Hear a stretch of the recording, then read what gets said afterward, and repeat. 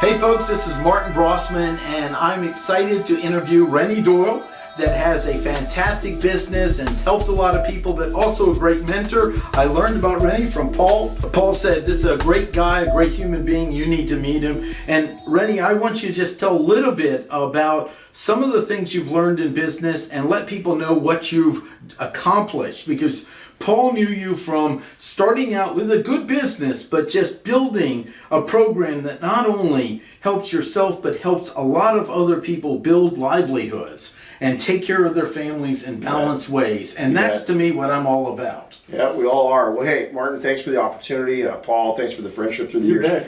First off, I came from real humble beginnings. It was government milk, government cheese, all the things that any poor kid's experienced in his life. The second thing is I learned from a very young age is that you have to have a plan for everything. When you grow up with not much is your next stage, how to get to school without getting jumped, how to take and fit in with people when you don't fit in. And so it's been about working a plan and making it work. And so Paul, back in the early days, you mentioned I'd already had a successful business, but I envisioned I'm never going to stop. And there's been one thing about my life that can probably sum it all up, and that's tenacity. Yeah. Is that, I've always been the underdog. I love underdogs. I like being the underdog.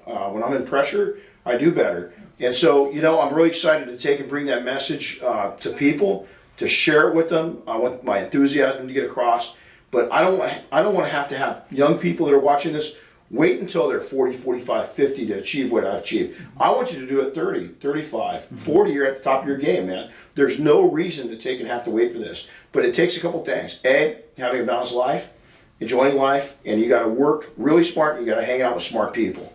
Smart, good people. It's the key to it. And so, I'm really about, that's kind of the size it up. I'm a family guy. I'm a husband. I'm a dad. And, if I go out of this world right now, if it says husband and father on my gravestone, nothing else matters. Yeah. Nothing else matters. There's a few things I've noticed getting to know you that are the values of fundamentals integrity. Yep. And the other thing is the ability to go against a grindstone or knocked against it and use it to make yourself stronger. And that's to me a key thing that I've heard in the work that we don't get. It's often, someone offended me or someone bothered me, or let me hold a card up to say I need help. And the problem is the world doesn't throw us wonderful, compassionate understanding. No. And if you want to win, what I've learned is it's not the smartest that wins. No. It's the most relentless. That's it. And so and so many times people fail and then they stop and they go, you got to get up and hit it again. That's it. And that's, to me, it's the tenacity that wins, not the person that's just doing it. And that's what I hear you mentor in your program, working with guys. And could you share one or two of the stories of things you've learned with it or working with some of them where you saw them that they were starting to struggle and then you realized they have to keep going with it? They do. I think that, like our good friend Jim Gogan, a good friend of mine, who's been around for a long time. He's been in business for 37, 38 years. And we always agree, we were talking a couple years back, we think the chief thing that people do is they just give up too soon. Yeah. I met being a car guy, is I got to meet the famous Carroll Shelby. Yeah. And we were walking through SEMA, this is many years ago, we had another friend, Rod Leitner, and I said, we have to go up to him, he's by himself. What's the chances of taking and getting to meet Carroll Shelby one-on-one like this? And so at that time I was about 40 years old, and I remember talking to him, and I couldn't believe that he was sitting there. I kind of wanted to reach out and just touch him. Right. And so I said, Mr. Shelby, and he goes, God damn it, don't call me Mr. Shelby, that was my dad, he was an asshole. Right. Carol. Okay, well, Carol. I said, I'm getting to an age to where I'm kind of seeing my career come to a transition. Yeah. And what would you suggest? And he says, son, how old are you? And I said, sir, I'm 41. He says, son, you're still retarded. And I said, really? And he goes, yeah, here's the deal. About 45, you're going to start realizing life. You're going to realize a lot of life realities. Yeah. He says, at 50, you're going to start getting smart. At 55, you're going to start getting smart and making serious money. At 60, that's when it gets to the sweet spot. And then, from that time on, it's just keeping yourself hungry. And I love that advice coming from a guy that came from very humble beginnings himself and created basically an icon of American, the Mustang, and look at, here's what I love is that guy, he's sadly passed away, but look at what, I mean, here I am, I'm talking about him. Right. I'm talking about him. And it's our job as we get older and as you get successful, not just when you're older, listen to this, when you get successful, even if your success is still freshman level, there's still guys and gals coming up behind you that were where you were a year ago. Why didn't you turn around and put a helping hand out and help them get where you are right now? You want to take and truly succeed. You help others arrive at where you're at. Simple as that. That's my goal. That's my sole purpose.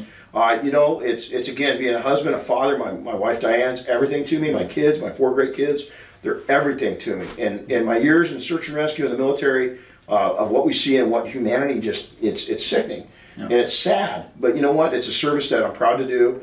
But it's also it's allowed me to see things that business isn't that tough. When you're hanging off a rope, when you're training somebody that's going to be going into combat soon and could lose their life, business ain't that tough. Right. It's really not. I met a veteran once that was always great at handling problems, and I asked him, "What do you say? I mean, what do you do when it's hard?" He says, "No live bullets." And I never forgot that. And I go, wait a second, I've never been in combat. That's it. Well, nor have I. I'm not a veteran, but I've been able to train and have an influence on those that are. I've been able to help our country more of our, my state of California being in the Guard. So I don't know how it is to go into war, but when I'm training those is that my life experience, they're usually much younger than me. And my life experience is just giving them the, what I call the stop, drop, and roll theory. Is, man, calm down, think this thing out. Get a little time, even underneath the heat of it. We've been in many situations to where we're pulling off rescues, and your decision making's got to be in a split second. And the realities of that is life or death. For you or for your subject that you're helping out. And unfortunately, in my career, I probably have seen more death than I have life. When people call search and rescue out, it's usually they're in a pretty bad situation. And so I take the hardships, and that's what I'm going to speak about in the keynote, is taking and matching up what I've learned during those hard times of actually watching people die. And taking those away and instilling them in my own life and in my own business. There's another piece that I see in this, and it's, are you collecting evidence of why you failed? Are you staying in the question, what does it take? What does it take? And we have a great realtor here, Linda Kraft, and I talked to her in 2008 in the stock market crash, and I said, Linda, what are you going to do? And she said, well, the same thing I did, and she lists 4 other disasters in her career. That's it. And she goes, what do I need to do now? How do I need to change myself to succeed? What's the next thing? And it's a muscle you develop. Right. And you only develop it through failures. That's it. That's it. And that's the thing I see. And the other thing I want to acknowledge with your team and getting to meet some of them is the fact is you instill them. If you aren't coming in here to learn and pay it forward to other people, you aren't on our team. Don't waste my time. If you aren't coming in here to succeed and take care of your family, you aren't on the team. And that's, to me, really important with the group, because I've really gotten to meet a few of them, and I got to see what's happening with them. And not everyone's cut out for that, and that's okay. But that's the fundamental. The people I coach, it's reaching out now. We're global. This morning I signed an international contract. That's really exciting. Again, a kid, that grew up in Colton, California, that was told that I wasn't going to be anything, and to be an author, to have friends like you, to have friends. We were sitting and having cigars just moments ago. And we're sitting there talking to a guy we never met. We met him last night having cigars. We might have a cigar issue. Maybe. I don't know. So we might have a cigar issue. But we're sitting there, and we met a gentleman yesterday, and then tonight he's back in. And all of a sudden we start throwing names around, and the guy that he's talking about is a guy that we know. And I'm like, okay, here I am all the way across the country on a guy that I met several years ago, and he's helping this kid. He's mentoring somebody that I was really impressed with. Nick Oakes. I'm going to throw his Nick Oakes. And it was really Westchester. And so so how cool is that it's a small world. But you know what? You guys probably noticed the same thing about Ted that I did. Is he's a successful person. And he's paying it back. He's paying it forward. He's reaching back and he's taking this young man. And I asked him, and if you saw his glimmer for a second, I said, somebody at some point helped you out. And you know, the reality is that whoever's watching this, my success didn't come from me.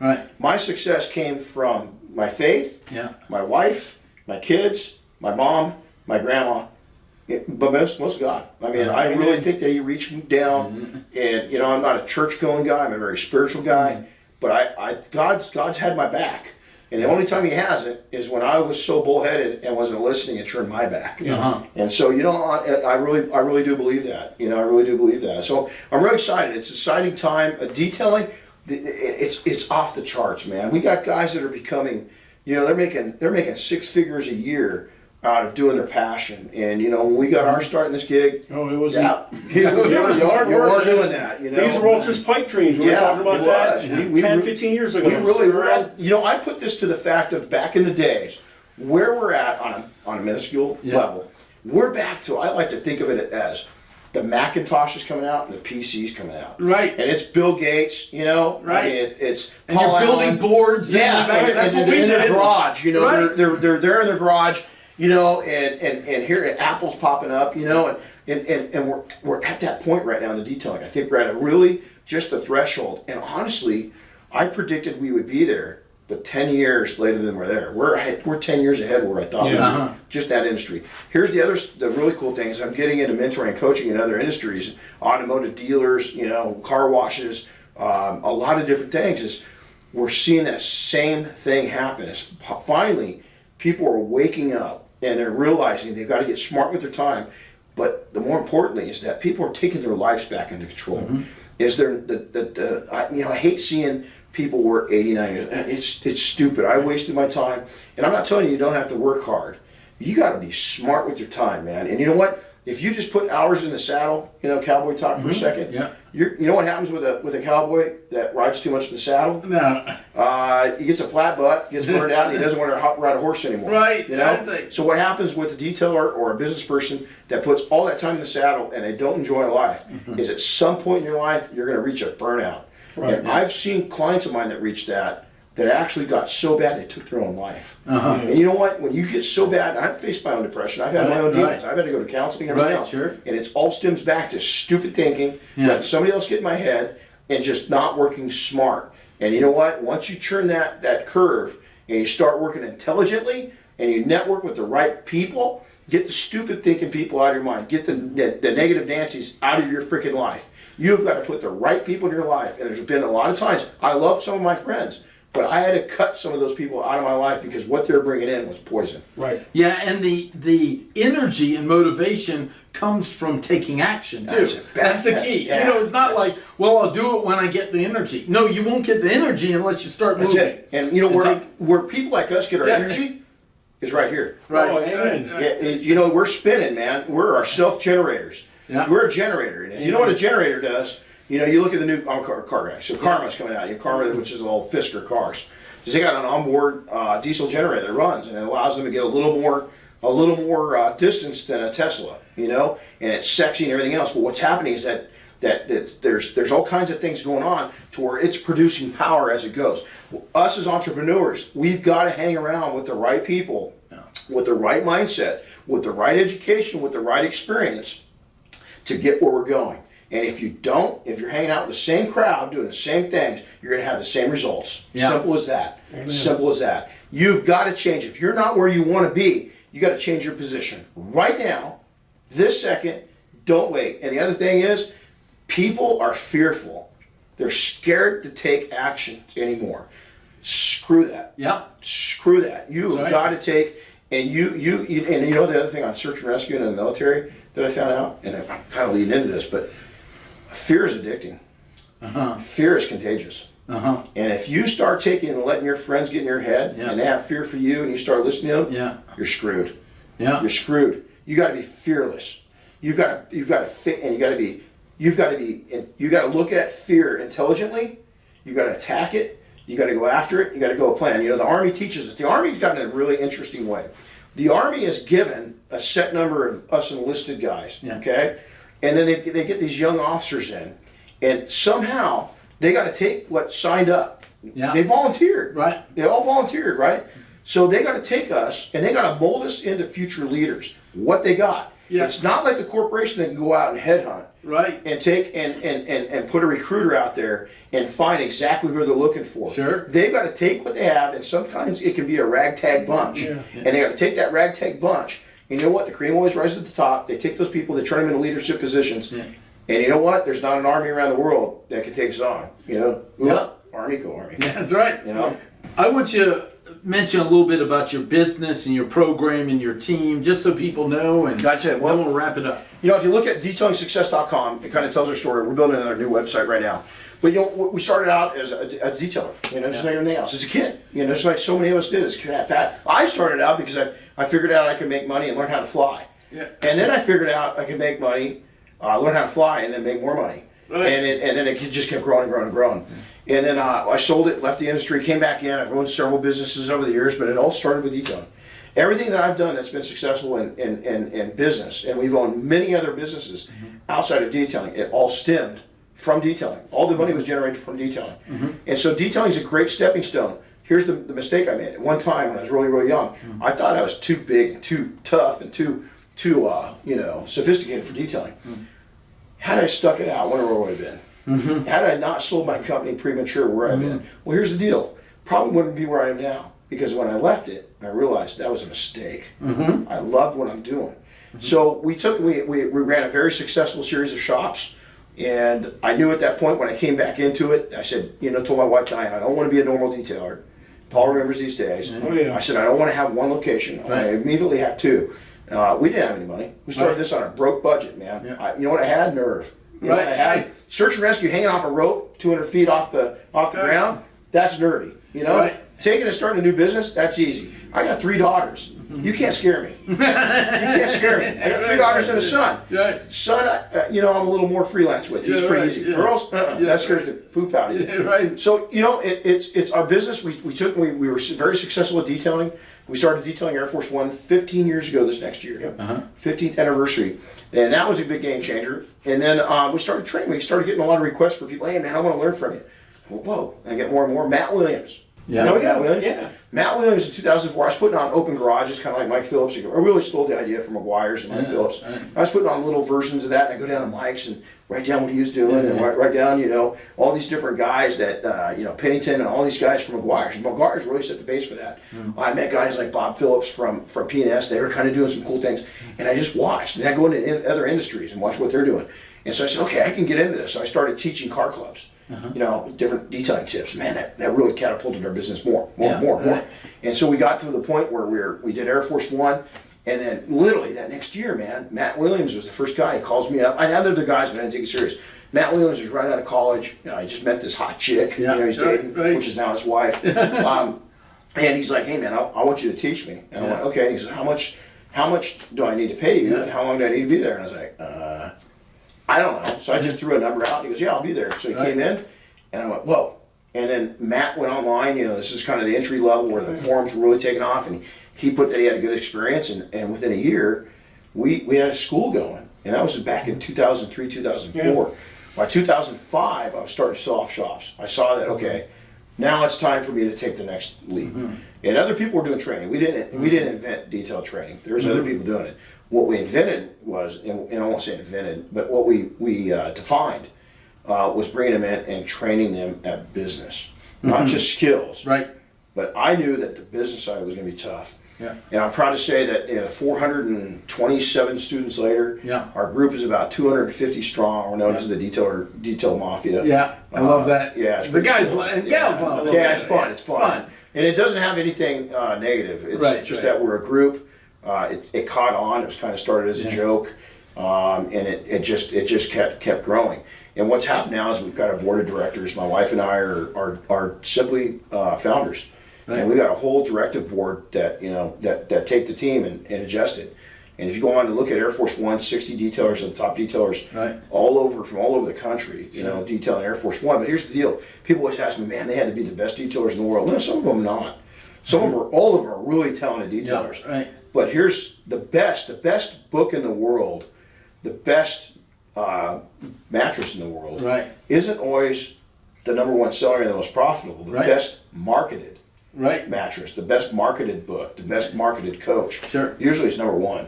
And so some of our guys aren't the most talented detailers. They're good, but for their market, they're kings. Right. And so it's just really grown. I authored a book in 2012. I wish I could elaborate what's going to go on in 2018. I just signed an international contract where I'm a representative for Flex Tools worldwide. Yeah. So we went around the world last year with them. We've got 4, 5, 6. We'll be in 7 countries this year. And again, I'm not teaching just detailing. When I go out, 50% of what I teach is detailing. The other 50% is business principles. Yeah. Because that's what it takes. And we got a lot of exciting things coming up. And my goal, we're big with the IDA. We got PNS products. We launched a double black, our line. It's our boutique line within PNS products. And it's been probably one of the best things that's ever happened. Between PNS, Bob and Dave Phillips, and the entire PNS team, and then the Flex team, I couldn't be more blessed, man. And I've worked hard for it. But I'm lucky that I've got partners that have got one common thing in mind, and they want to help other people grow.